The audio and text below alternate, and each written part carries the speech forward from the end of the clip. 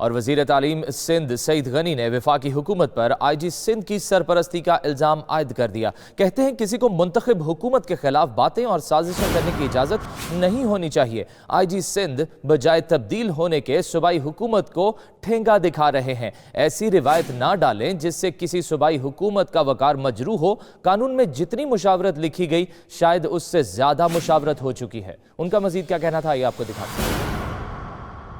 ہمارے مطابق تو آئی جی کا مسئلہ حل ہو چکا ہے اور جو قانون میں مشاورت لکھی گئی ہے شاید اس سے زیادہ مشاورت ہوئی ہے، اور میں یقین سے کہہ سکتا ہوں کہ پاکستان کی تاریخ میں کسی آئی جی کے تبادلے پر اتنی مشاورت نہیں ہوئی ہوگی جتنی موجودہ آئی جی کے تبادلے پر ہوئی ہے کہ چیف منسٹر اور پرائم منسٹر ایک دوسرے کے آمنے سامنے بیٹھ کر مشاورت کریں۔ پاکستان میں صوبہ سندھ کی حکومت کو، صوبہ سندھ کے لوگوں کو پتہ نہیں کیوں بار بار یہ احساس دلایا جاتا ہے کہ آپ سوتیلے ہیں۔